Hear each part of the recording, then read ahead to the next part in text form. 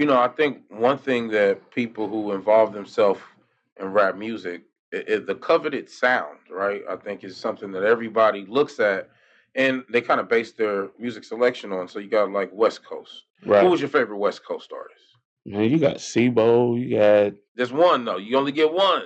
West Coast, I'm like gonna say all Sebo. time It's gotta be favorite. Come Sebo on. though, because you went Sebo first. Sebo flew out east. So what S- about down south? Master P, man. Oh damn, you got the No Limit Tat. Since '99. Man. Hey, that's Me and my crazy. big brother Faz, DJ Faz. Pull that up in the camera Can so they you can see that. can Yeah, you there see you go. that? Yeah, they can see that. The No Limit Tat. Oh man, to this So day, what and I made owned every Master P album. I still got the hard copies. Like I was a for real fan. already? Yeah. Yeah. Shout out to the Master P and Big Court. They Court. got Court. You gotta make it happen. He ain't got you to meet Master P yet. Nah, man, I don't push the issue. I'm a fan, but I'm not like fanned out. You I ain't know in gonna. hip hop you can't be no groupie. You can't say you like somebody so much you want to meet them, And the right? way I grew up, bro, you just can't. And now, if it fall in place, I might be like right now. My favorite underground rapper is Ampachino, Oh yeah. and I never physically been in the same room with. I done met everybody else. But I can't put you in the same room with Master P or hook you up with. Court can But though. but I can hook you up with Al Pacino though. Yeah, Man. yeah. No, I'm no, just, no. no, I I'm just, got you. You I'm know, my just guy playing. Feezy got an album about to drop on Yeah, shout out to Feezy Cash. Like I man. can get in the car and go meet Amp if I want to. I just never push. Now if we in the same room, I'm definitely gonna shake hands and take pictures. Yeah, and see these days that you're talking about with KC mixtapes, people like Al Pacino, they weren't coming out right yet. They weren't. Devil's Rejects or none of that was quite out yet. When I think it was, I think Amp was pushing Devil's Reject. He was pushing something. Okay, so what year would this have been? Well, when KC Mixtapes radio drop was 2017, so they was definitely in the mix. Oh yeah, definitely then. But back then, when I first started, I started when DV dropped. What's his first album? DV dropped his first album. Rondo dropped Coonin, and we got video on YouTube on Rondo's page. In that same time, I dropped KCMixtapes.com. That was the download site. So all that was happening at once. I don't think we didn't hear Amp and all that then. Okay, so what about East Coast rapper? Man, all time or just anybody? Just anybody. Who's the first person you think of when you think East Coast sound? Because we're talking about that sound, right? Man, I'm gonna say Biggie. Biggie. Jay-Z. We only one. Biggie. I think the North is Drake, right? Because that's our only northern rapper for the North Coast. Yes. But we won't talk about that, man. I get so much slack for liking Drake, but I don't get it. I think Drake's mad talented. I think, it's funny. I was laughing because I've seen a clip of Kendrick Lamar bouncing down "Bitch Don't Kill My Vibe," but it's Dr. Dre bouncing it down, and it's Andre 3000 sitting in a spare chair in the room, and it's them three. And I'm like, do you think that's not a bigger advantage than a guy who sings demos from amateurs? Yeah. Drake singing a demo from college kids and giving them some money or getting on their song if the song is good enough. Yeah. Like, I don't know. I don't know many artists that have done that. Drake is. I don't care if he got ghost. Everybody in the industry got ghostwriters. Let's say that most definitely. If you read the credits on everybody, there's not an artist that's that busy that don't have a ghostwriter, man. 100%. And I learned that from listening to Master P videos, bro. After he got so big, bro, he was rapping something on the video, and he couldn't remember the words or something. So I was like, man, what's going on? But I don't think he said it out of his mouth, but I'm thinking that's what it was. Like, you got ghostwriters. You had to. But I think that's a big thing, too, with concerts.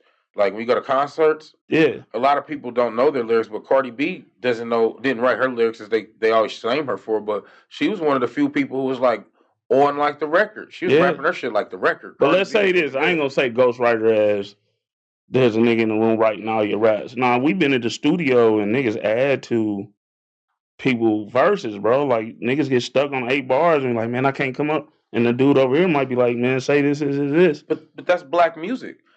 I mean, if you look at like one thing that kind of killed me was like Luther Vandross Superstar.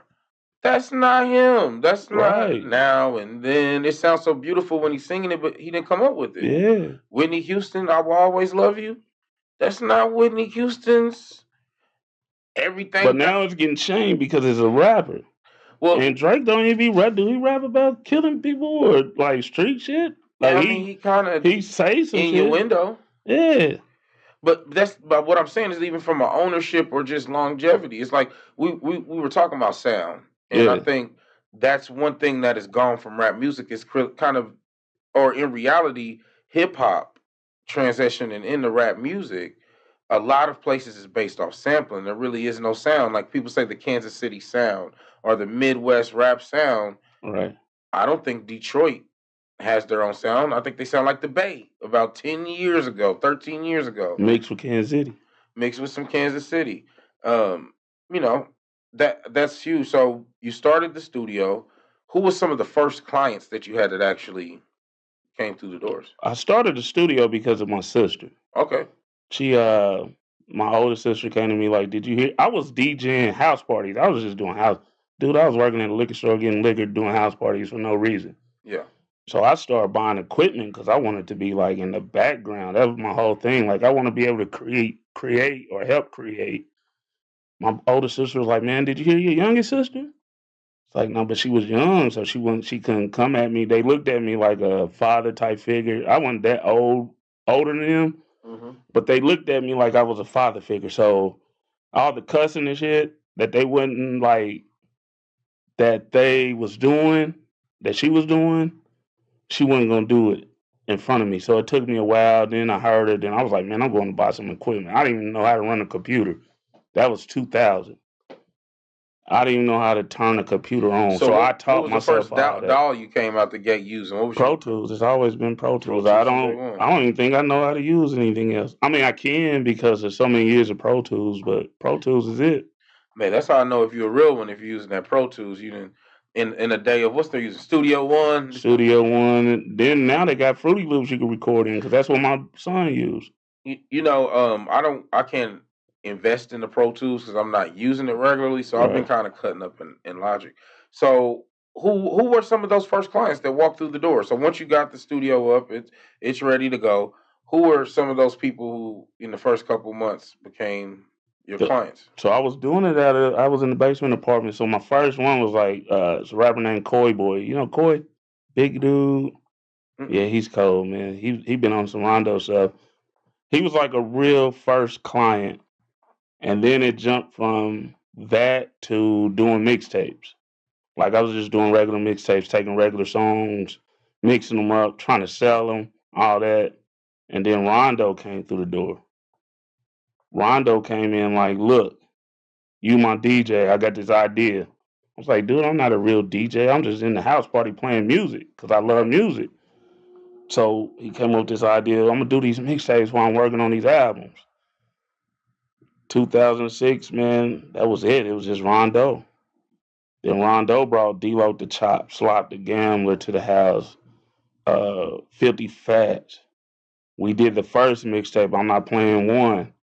A couple months later, we working on I'm Not Playing Two, and that's when everybody, Slush, Popper, Paul Masson, Ron, I was actually meeting these people. I was fans of their music. And then that's how the ball got rolling, man. And then everybody from the in that little section, the 50s, man, they wanted to record. Like my house used to be packed daily.